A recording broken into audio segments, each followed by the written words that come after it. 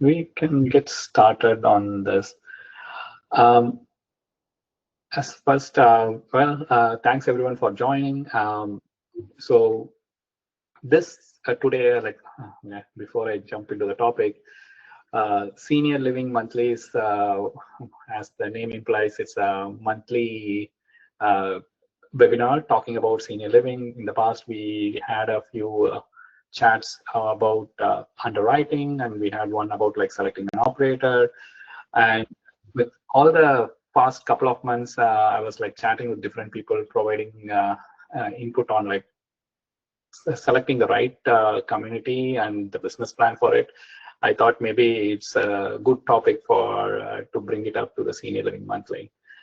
So the topic here is it's named "One Size Doesn't Fit All." It's like a common term used in many places. But the thing that I want to highlight is like with senior living, your business plan dictates how this whether the deal you're going to acquire will be successful or not, right? So that's the focus of this. So we're gonna cover like a few areas, starting with like a basic overview of like the senior living, and then we'll go into like each of the different types of communities that is present, and then are the key areas that we tend to focus on, and how each communities provide like differences of things. And then also there is a combination of communities that will have its own set of challenges. So we'll talk about that. And then I have like a few example scenarios and how the situation and what are the potential approaches we can take. Okay. So before jumping into the agenda, a quick intro about myself. My name is Thilak. So I'm from the IT side of the world, where like I have working on products that have 100+ million users. And on the commercial real estate, I primarily focus on assisted living or senior living areas. So currently own 3 communities, and then in the contract for another community. Core strengths, deal sourcing, creative financing, and then asset management. So I would say like these are the primary areas. Okay. Well, jumping right into the topic, right? Why does senior living requires a different approach, right? So if you think about multifamily, more or less the playbook for multifamily is pretty straightforward, which is like either you are building net new, or like you are buying a value add community, and you are you have some level of like fixing things up, increasing the rates to market rent, and then maintaining the expense ratio, right? More or less the plan is the same, right? When you think about senior living, things change dramatically, right? There are a lot more variables comes into play. So before you even do underwriting, the first thing you need to decide is like, what are the core challenges that this deal has to be solved, right? Is it like a low occupancy versus operational, or like there are some regulatory challenges that could be there depending on the market you're operating in, right?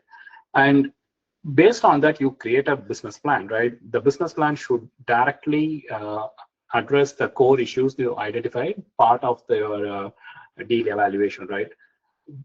Without the business plan, you shouldn't be jumping into underwriting, right? Because I know folks want to start with underwriting, but it's actually underwriting comes last, right? You need to understand the deal first. You need to understand how you're gonna address that core challenges, and then when you're putting together a business plan, there will be a lot of assumptions that will come into play, and that will lead to you actually underwriting that, right? So it's important to understand these 3 steps for evaluating senior living. Okay, quick overview. Most people, if you are here interested in senior living, may be aware of these things, but I just want to give a quick overview of it. So independent living, this is the one end of the spectrum, where like these are the people who are like self-sufficient on their own, but they are aging and they want to be with people that are of similar ages, maybe not interested in doing like a day-to-day activities on their own, like cleaning or like cooking. So they want to move to independent living community, right?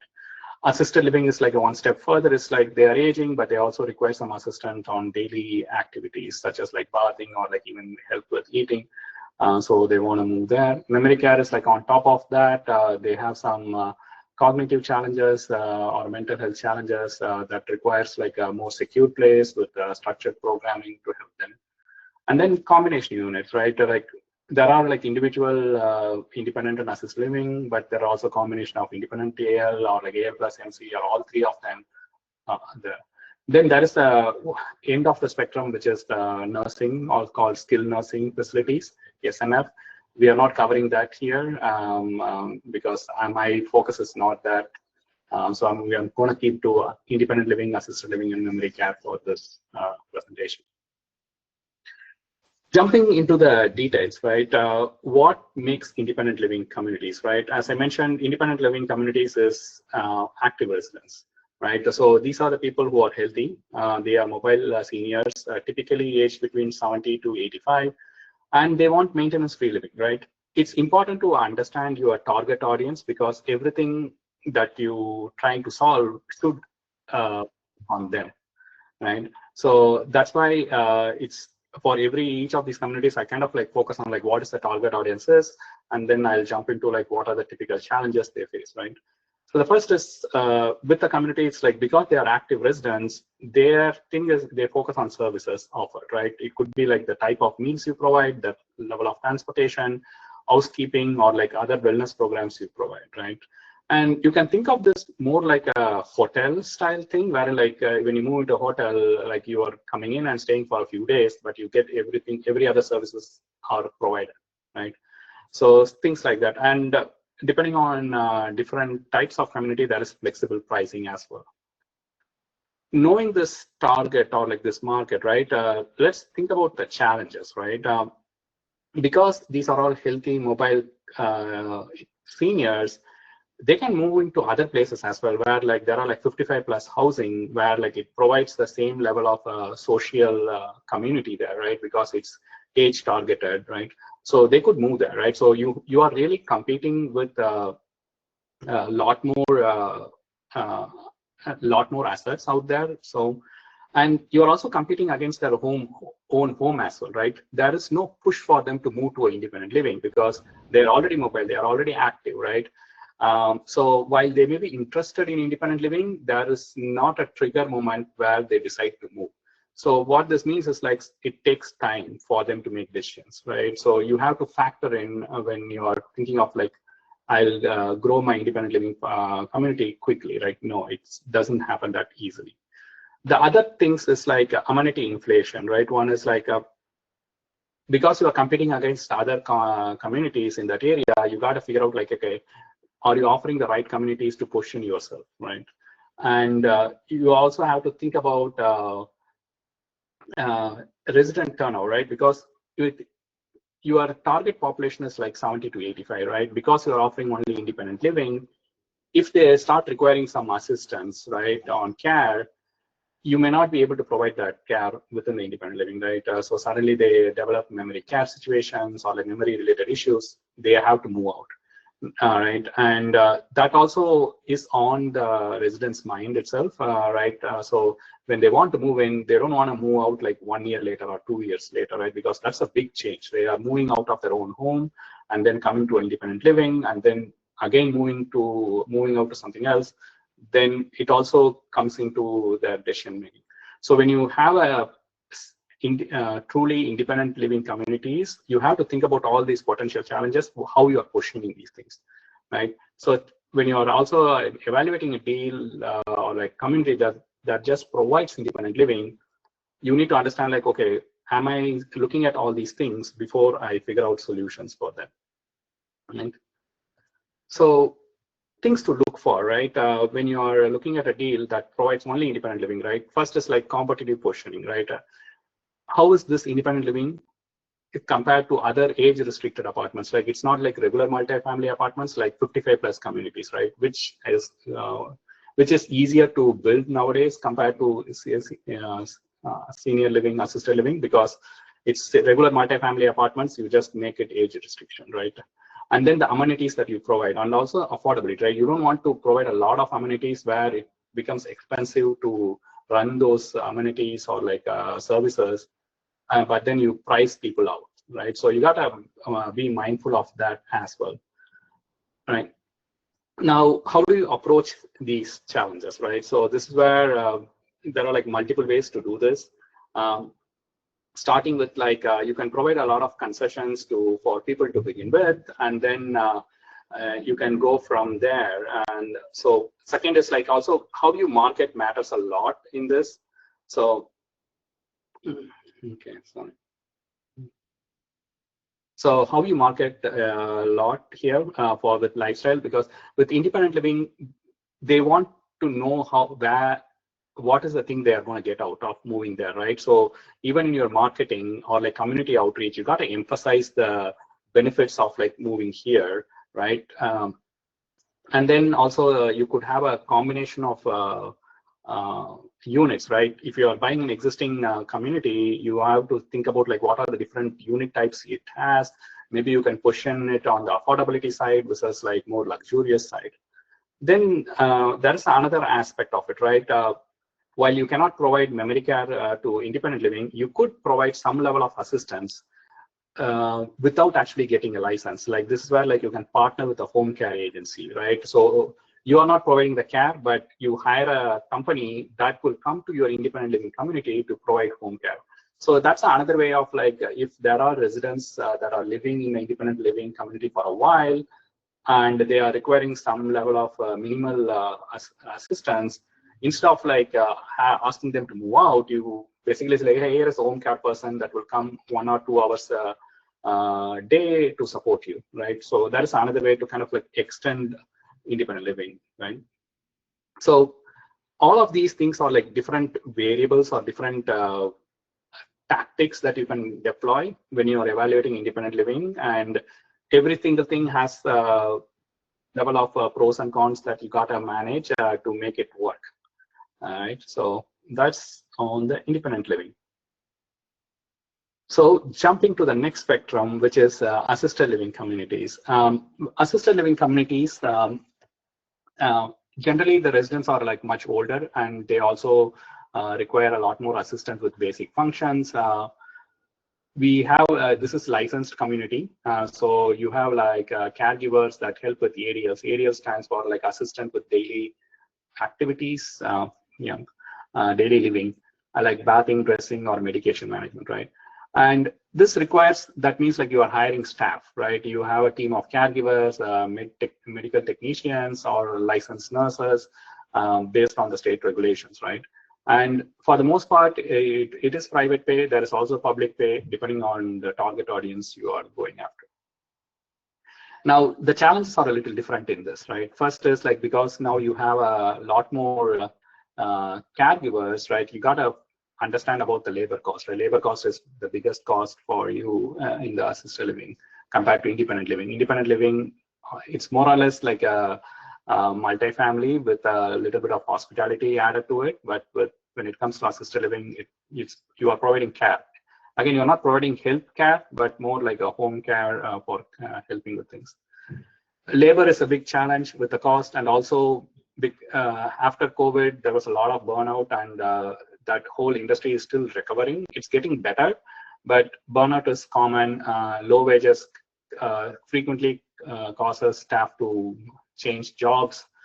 And on the resident side, depending on the location you are in, there could be an affordability gap, right? That's another thing you have to evaluate, is like similar to multifamily, where like if you're getting a apartment, you want to know like what is your market comp, right? But because of the labor cost, you may be limited in terms of like how much you can charge the resident, and if the local area doesn't support like a 5K, right, then it's a challenge, right? Because either you have to price it low to attract the residents, but you'll not be able to pay the staff, or like you price it higher to pay the staff, but you may not be able to attract residents, right? So that's the other set of challenge that you got to think about. And the last one could be like with assisted living, because they require a lot of care, they could there will be sudden move outs, right? I think that's a misleading, where like due to falls, or like there could be sudden move-ins also due to hospital discharges, right? So having like a few units open always helps. So given these challenges and the overview, what are the things you need to look out for when you are acquiring a community that provides only assisted living, right? One is like, do you have a labor strategy, right? So this is where I typically say is that you should look at communities that are closer to a good population base, right? So any city that has like 50K to 100K is the minimum, I would say, because you need to have access to like good set of labor pool. What is the competition out there in terms of services are provided, right? And demand validation, do you anticipate the rising demand in that area, or like there is enough supply already there, you are not anticipating more demand will out supply, right? So think about it. So once you have a good handle of what are things that you are looking for, the approaches here is like, you can have a levels of care, and price it accordingly. When I say levels of care, it could be like people who require like 1 hour of care, they can be priced lower, or like compared to a residents that may require like 2 hours of care, or like 3 hours of care on a daily basis, right? So that way you can have a various price ranges. This is an option. You can also go in like an all-inclusive pricing, which could be higher, but then people who have a very limited assistance may feel left out because like they are paying a higher fee when their care is very low, right? So it is a trade-off, so you got to think about it. Staff flexibility, right? So because staffing is a critical challenge, when you're hiring people, you got to think about like how to retain them, how to make sure like you're not overburdening them, right? And that could be like you can cross train across different things like a medtech and a caregivers instead of just having medtech, so that even if some person is on leave, medtech can provide care. So you can do those kind of like cross training to make sure like your staff is flexible. Technology helps a lot. There are a lot of communities that may not have adopted like recent technology. So when you're acquiring it, it will take a good amount of time to establish these technologies. So it's not like very easy to plug in because the technologies starts all the way from people learning about these communities, moving into the communities, doing like assessment of like what is the care they need, and how we track the care, because when you have like different levels of care, so technology can help with a lot, but it also takes time and training before it can be actually applied. The next one is like, you need to have a good retention program to retain your employees, otherwise it becomes harder to maintain them, right? And then the last one is like have a good, strong referral network with case managers and hospitals, along with your regular marketing, right? So it all depends on the deal itself, right? Is occupancy is the challenge, or like operation is the challenge, or like staffing is a challenge? There are different ways you can approach this. Okay, so moving on to the next type of community, right? Memory care. Things get more intense with memory care. These are residents that have like Alzheimer's, dementia, or like any other things. With memory care, you are having a secure building, and it's purpose built with locking exits and making sure like the overall environment is calming, so not like stress inducing, things like that. And staffing ratios also higher depending on the type of acuity that you're providing with memory care. Memory care has a wide spectrum of care that residents will need, and you as the community can decide, do you want to admit only some level of acuity for memory care versus like more serious ones where it may require a higher staff to resident ratio, but you can also charge higher, right? So there are a lot more variables with memory care that you need to be worried about. Because of this, staff burnouts can be pretty challenging, right? Because you can't fault the residents, they are having mental challenges. So, but as a caregiver who's dealing with residents that are having mental challenges, it can take an emotional toll, right? So you got to balance like the number of residents and the level of acuity with the amount of staff you have. And the caregivers also requires like ongoing basis on behavior management. And depending on the type of community you provide, specialized community you provide, the level of training changes also quite a bit, right? And with memory care, it is definitely the expensive of all the three communities we talked about, right? So if you are supporting like a more specialized memory care, which requires a lot more staff, it may become too expensive for the customer to afford, right? So you got to have that in mind as well. So, so things to look for, right? Staffing support, like hiring and retaining people similar to assisted living, but now you're talking about more specialized staff that has like those dementia or Alzheimer's trained, right? So it becomes a challenge, right? And the facility also needs to support the memory care. There are times where people may think like, oh, I can convert assisted living to memory care or like independent living to memory care. But then the layout should lead to a calming scenarios where like the walkways and the color coding, everything needs to facilitate the memory care. If you don't have that, then you will end up having a lot more resident related challenges, right? So if the layout is not conducive, your business may not work, right? And family engagement is another thing that you got to think about, like how, because you are not dealing with the residents directly here, you are dealing with the caregivers or the adult children here. Now, potential approaches, right?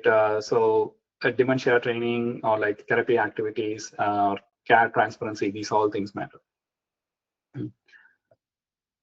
Yeah. The next thing is like about independent living, assisted living, and memory care combination. So all the three is the same communities, but you can find the combination of it. Like typically you will find like IL, AL together, or like AL, MC together, or like all three together, right? There are some advantages and there are also challenges associated with these things, right?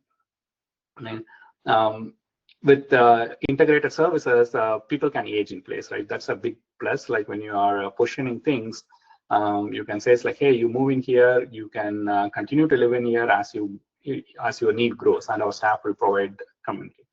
And the amenities are shared, at least with the IL and AL, MC would be separate, but cooking can be done together, activities can be coordinated in a single place.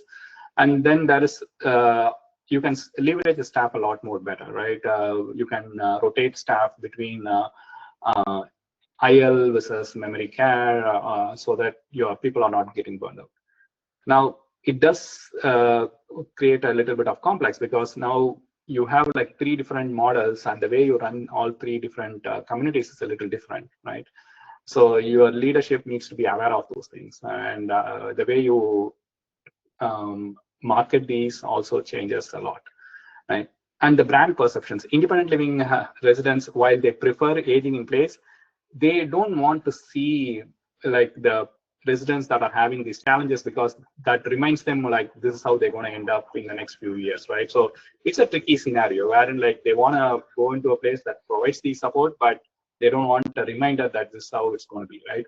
So the way you mitigate those things is like having a good layout that kind of like separates independent living from assisted living and memory care, so that independent living is in the same campus but not in the same building where they have to come across other people all the time, right? And the other challenge is like one community or like one part of it, like maybe memory care or assisted living having vacancies may strain the overall business plan, right? So you got to have more specific strategy for each of them. So things to look for, right? I kind of like touched upon all of these things already, right? So the potential approaches I would say is that branding IL and ALMCs separately is a good challenge, or like having like a specific names for these things, so that when in the marketing you can approach it a little differently. When you're talking to the residents, you can approach it a little differently. Centralized support for dining and admin, which I touched upon it before, that kind of like helps with your operations quite a bit. Flexible licensing, sometimes like you can have IL and AL like for this set of IL units, you can also have AL license. So in the future, if some of the IL residents require AL, you don't have to move them out. Like you can start providing care in the same place, right? So having that flexible license helps. You can also provide incentives when people move internally, so that they don't have to move out, right? So you provide a discount and things like that. cross-training teams. Again, you want to make the best use of the staff you have on your payroll, but it does require a little bit more time and effort to kind of like train them and retrain them. Yeah. Before we jump into the examples, right? One of the things I want to call out is like, for the most part, I don't think any of us are going to manage these communities on our own, right? Because it's a big amount of work. We are going to hire an operator, right? The reason why I still feel like understanding business plan is important is like, when you're having these conversations with the operator, you need to understand or like you need to know enough to make poke holes in their conversations, right?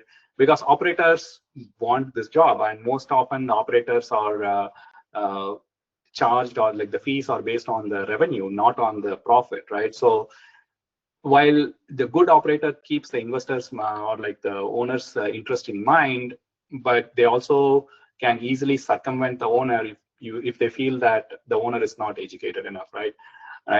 Especially when you're acquiring a community that is losing money, or like it's barely breaking even, and you're relying on the operator to execute a business plan. You need to understand the business plan better to ensure like they're executing the business plan correctly, right? So you are not going to be on the ground executing the business plan, but you need to understand the business plan well enough that you can make sure like they are making progress towards your business plan. And for the most part, all the deals I evaluate, like before even I do underwriting, I just think about like what are the potential ways I can actually make this work, right? And if I feel like, hey, this is too much challenge, right? It requires a lot of work, but the returns are not great. It's like, then I don't even underwrite, right? So when even after underwriting, and then like, you can put an LOI with like a partial underwriting.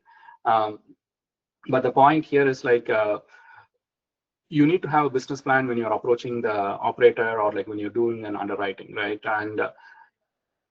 And sometimes I present a deal to an operator and ask them like, hey, how do you turn this around? Or like, what are the things that you could do more to make this, make the profit higher, right?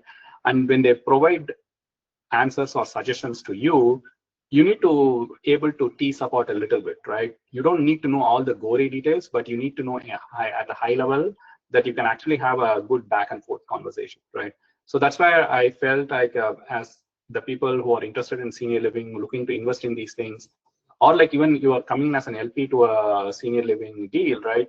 Knowing these basics will help you ask the right questions, and making sure like that the GP team is aware of these things, right?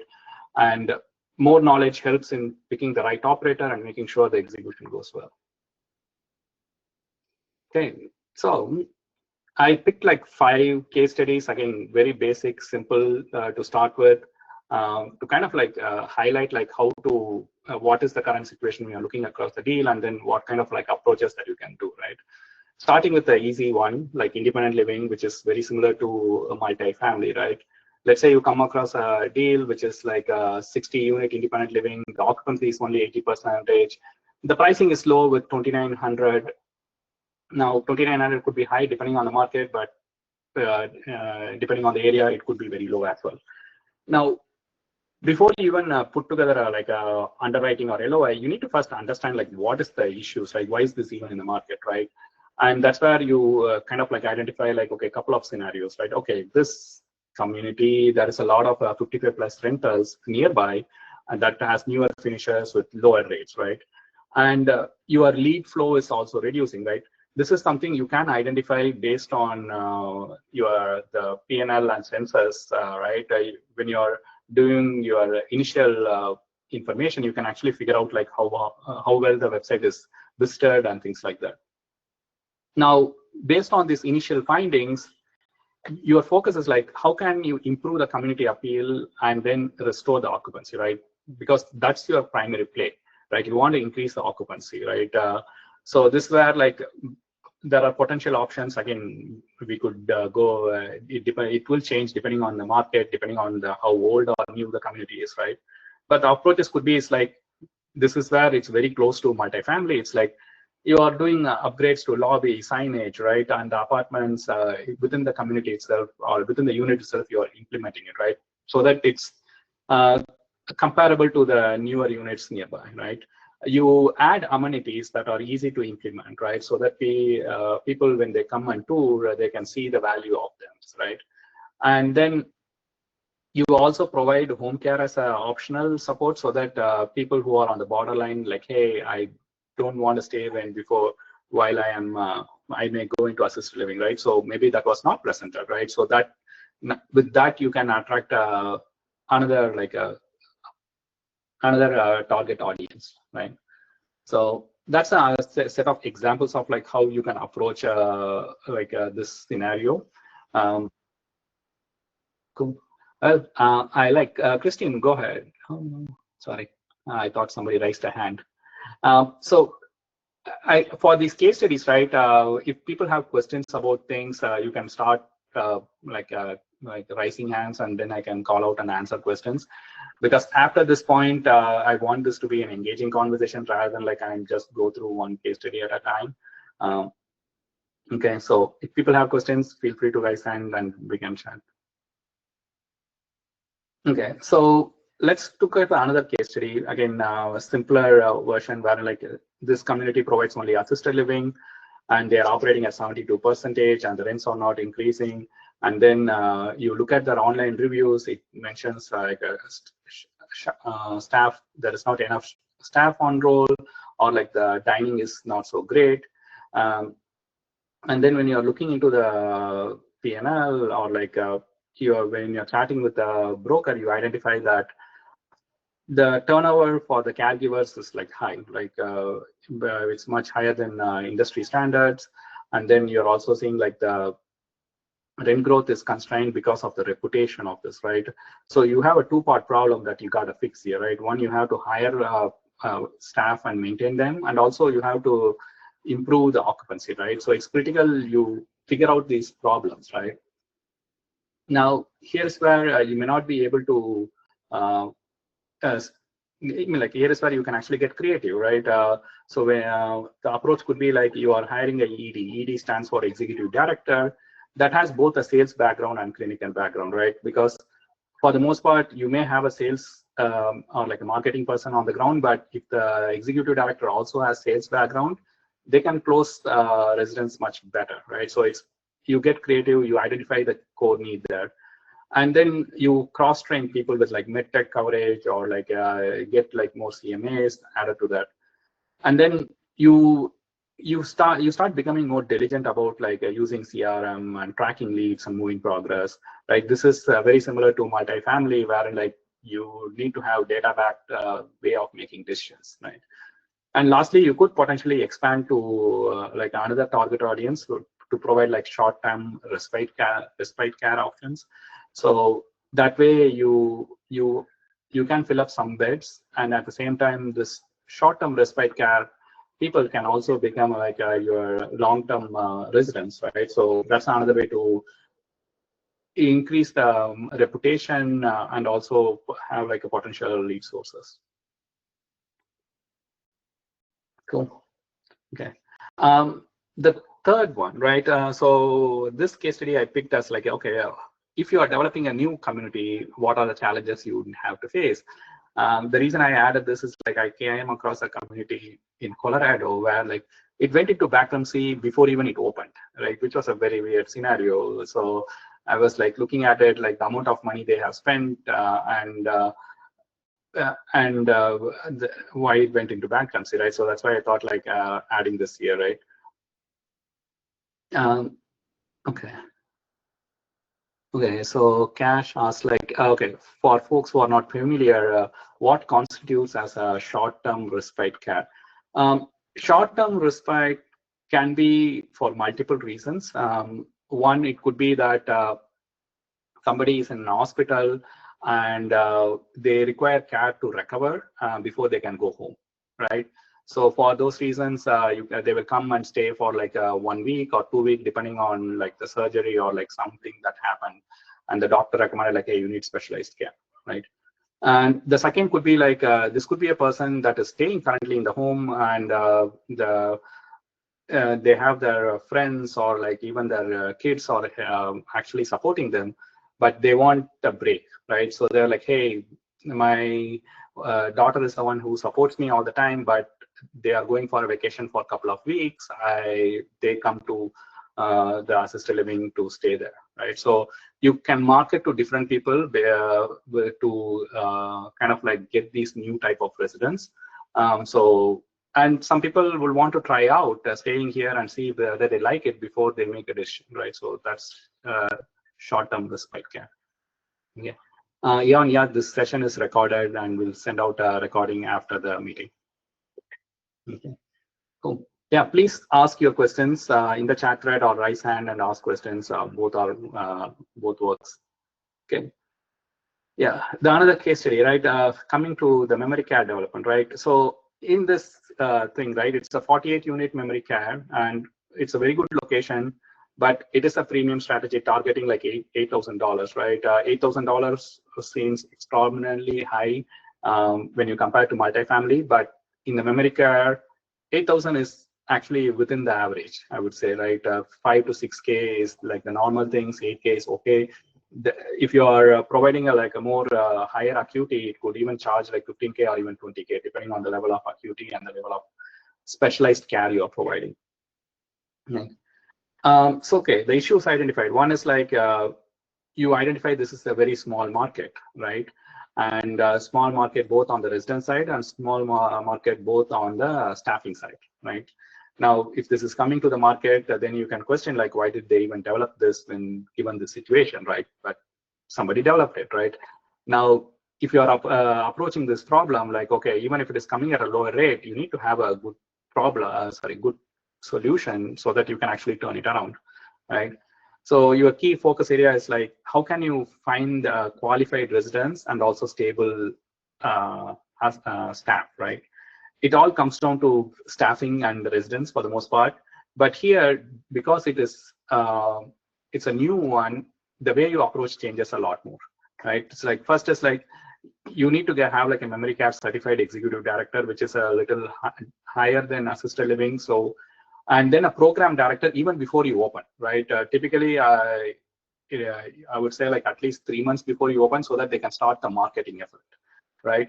And then you go physician marketing, because most of these memory care people will be recommended to move to a memory care based on a doctor assessment or like some case caregiver assessment, right? So you need to start talking to those people to establish those referrals well before you open it, right?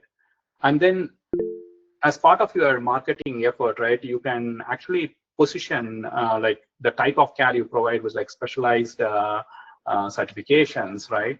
And that is also important, right? So having the right staff hired even before you open matters, so you can position things well. And lastly, Veterans Affairs. So if you have like a department of Veterans Affairs, they provide like good coverage.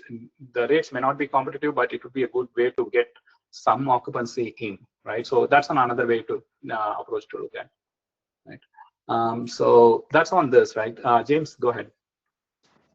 Hey, so my question is regarding like that specific part of it, right? Like the local marketing and connecting with places that can send you referrals. So since we are not the operator and we're bringing an operator to, handle leasing and all operations, is that part of their contract? And, is that like some of the discussions that you're having with the operators before engaging them?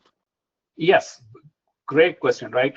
So as I mentioned before, you gotta understand the business plan before you hire the operator, right? So when you hire the operator and the business plan here is to like, hey, I'm opening a new memory care community, and then you say like, what is your business plan? I was like, hey, I will do marketing. But then it's like, okay, what does marketing mean? So this is where you go into a little bit detail with your operator to ensure like, does your marketing just do digital, or like, are you also talking about traditional, or are you also talking about referral agencies?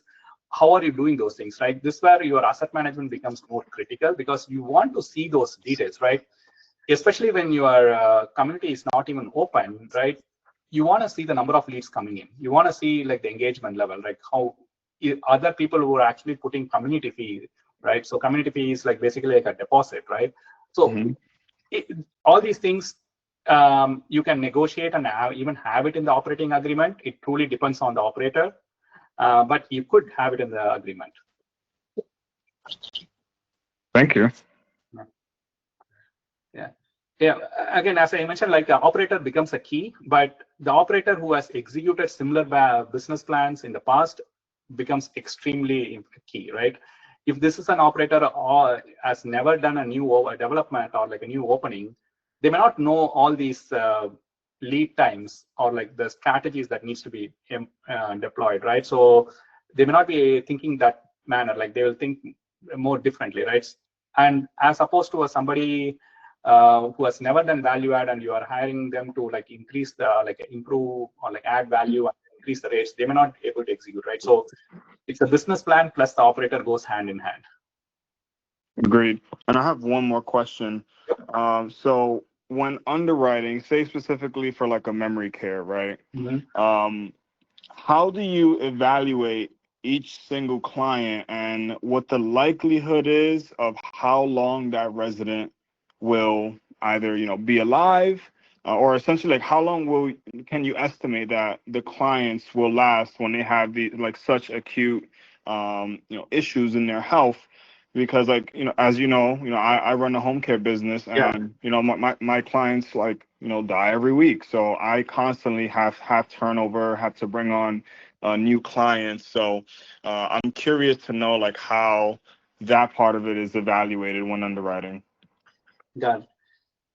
Well, I break it down into two parts, I would say. Like the first part is like the level of acuity that you want to accept in your community, right? This truly comes down to like, if it is a new community versus, when I say new, it's like a new development versus like an existing community, right? What do you want to be known for in the market, right? Do you want to known for like, hey, I accept high acuity memory care residents, or versus like, hey, I accept memory care residents, but that may not, but I'm not going to accept like residents that require a lot more care, right? So you got to figure out your range, right? So that is your first part of the underwriting is like, because if you're charging only $5,000, you don't want to get a resident that requires like constant supervision with like specialized training, because you will not be able to hire the right caregiver and provide the right level of care to them, right? So when you are like getting the people in, you need to do what is called as a functional assessment to determine, is this someone I can support for the price I'm charging with the caregivers I have on payroll, right? So that's the first part, right? So this comes down to like your market positioning, right? Is this the place where if you provide the service, there is enough supply in that market that you can still have high occupancy. Now you may be forced to provide a higher level of acuity care because like there may be other players in the market that provide similar thing, and maybe providing higher acuity care is the best way to distinguish in the market, right? So that could be a position as well. So your underwriting truly depends on like how you are positioning in the market. Okay. Now the second part is about like, okay, people pass on, right? So there are some industry benchmarks in terms of like how many people pass on. For example, I have this number, but I don't know I have a number for memory care. It's like with assisted living / memory care together, it's about 5% of your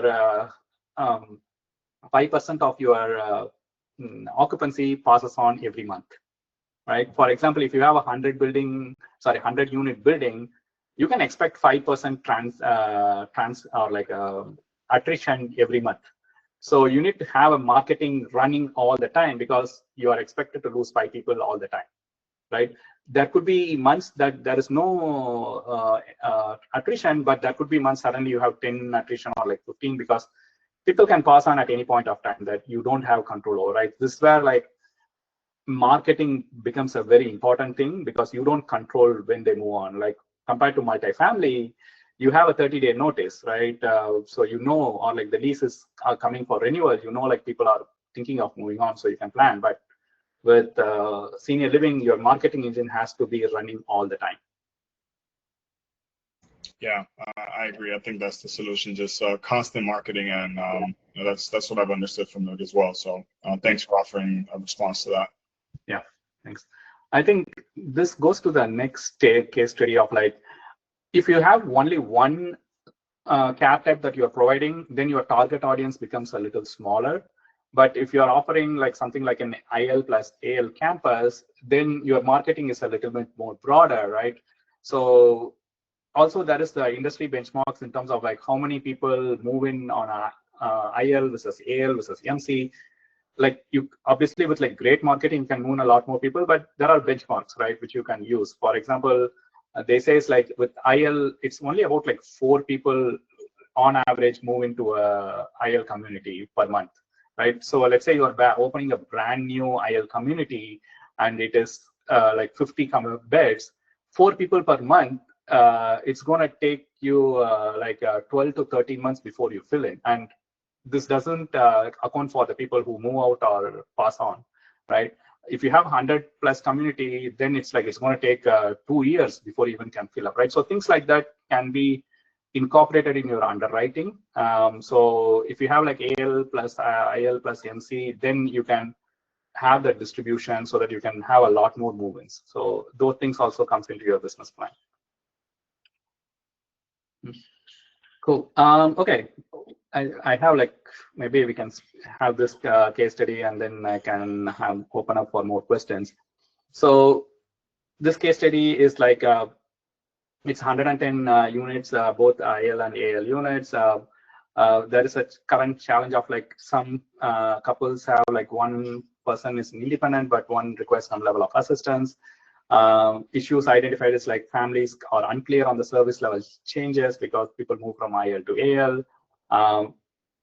There's also the way they position it in the marketing is also not so great. So people are looking at like, hey, this is IL community, but they're looking at it as like more of an AL community, right? So especially if the perception is wrong, IL residents will not move into a AL only community, right? They want more independence. The activities needs to be more mobile friendly, stuff like assisted living friendly, like things like that, right? So you identify these as the issues that you want to work on. And then the key focus area is like, one is like marketing, right? You got to differentiate these things, right? The second is like operations, like how do you clearly differentiate like a IL care that you provide versus like a AL care you provide, right? So approach, again, the first is brand differentiation, right? You got to approach IL residents completely differently than AL residents because the needs are very different, the trigger points are very different, so you got to approach that way, right? Also, make it as a campus, right? Campus meaning like, especially with 110 units, it needs to be well spread out so that like IL has its own entrance, AL has its own entrance. There can be places where both mingle, but you can also make it in a way that they don't have to interact unless they choose to interact, right? That makes it more easier, especially when people come and tour. They don't have to see the AL side of it unless they choose to, right? So that's where like transitions and onboarding helps. In education events, and then programming is where you can improve a lot with marketing, is like showcasing like, hey, here is the good dining, right, with like good set of amenities, or like the different types of activities that cater a lot more to IL with like at the same time to AL, but it depends on like which occupancy is low, you can position that differently. Okay. Yeah, we are like at 52. I can skip the next one for now because it's a different thing, but I'll open it up for questions. And thanks, James, for asking questions. And I want to leave some time for questions. And if somebody has a deal they are currently evaluating, we can bring that up and we can discuss in real time, like what could be the challenges and how you can approach it as well. So, questions, folks have anything? Silent. I'm happy to ask more questions if there are none. Go ahead. So my question is, like, once you identify what the challenges and opportunities are with a specific community, Mm-hmm. and you have an idea of what you want your business plan to be, how do you go about putting it together? And then what kind of structure do you put in place with the operator to check in on progress to execute the business plan? Okay, got it. So 2 parts. The first part is like you have to have like a reasonable confidence whether the business plan you are putting together can be actually executed, right? And also for the price you are getting, right? That's the first part, right? You could end up getting like a very high price, but the business plan is tough to execute. Do you want to take that risk? Whereas with this, like, okay, if you get a very cheap price, but the business plan is tough, but for the amount of effort you're putting, there is a higher reward because you got it for a very good price, right? So that's the first part, is like executable, and also the return on effort, right? And I would say like that's number one. Like you gotta feel good about the work that needs to be done and the return you will get from it. The second with the operator is like this requires very transparent and open communication. And my approach is this, right? Again, everybody is a little different. Like typically, I have a business plan in my mind already, right? Before even I talk to the operator, right? And as part of the operator vetting process, I'm asking questions like, hey, here is the project, or like, here's the community. How do you approach this, right? And typically, I say like, hey, give me 3 options, right? And in order by prior, or like likely to execute, right? And then I go one by one, and then like, okay, is this in line with what I was thinking? Or they completely off base, right? And then I tease apart, right? Maybe they are providing something I haven't thought of, right? So every deal is a little unique. So it truly comes down to like whether the operator is open-minded to see it that way.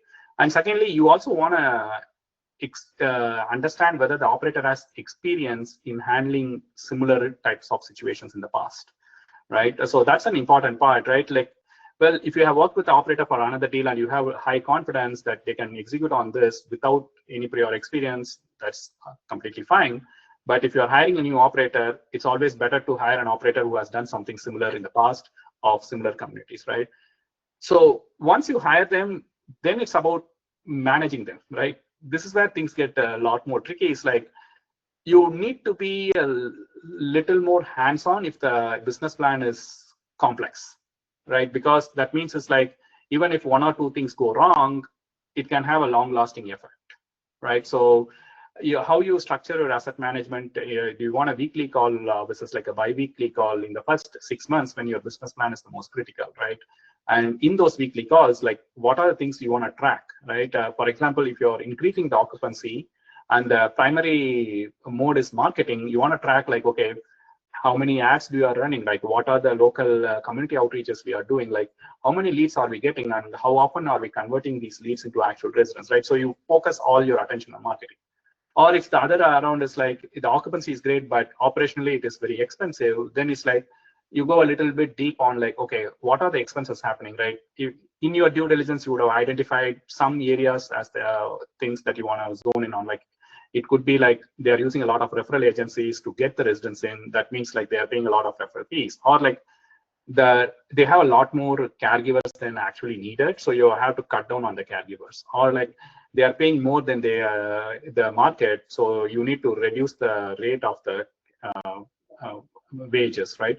So you would have some identification points. So then your business plan, your asset management focus on those points, right? It's like, okay, how many staff do we have? What is our plan to cut down on the staffing ratio, right? Okay, how did we identify the people that we are going to fire them? Again, you are not doing the work. You are not telling them how to identify these people to fire, but you want to know these things are happening, right? You want to track these things are happening because that was your business plan, and you want to see the operator execute those business plans. Great answer. Yeah, no, absolutely. That's very helpful. Okay. Go. Others questions? I know this presentation is a lot more detailed than a typical high-level underwriting, but I did want people to understand that senior living requires a little bit more asset understanding. Erin, go ahead. Yeah, hi, Thilak. I came across a very interesting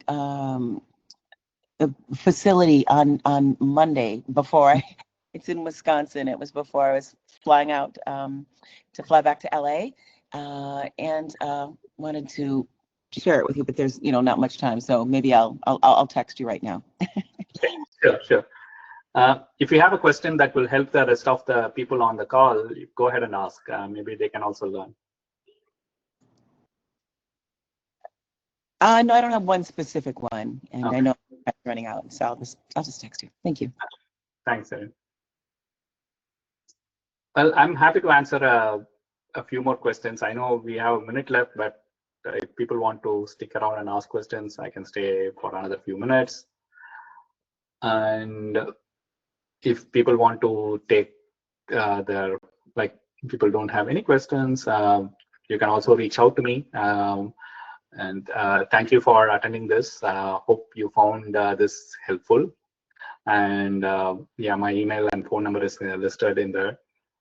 I will send the presentation and the recording to all the people who have registered, so that you can have access to this, and feel free to reach out. Right, happy to help the people on the senior living in any way I can.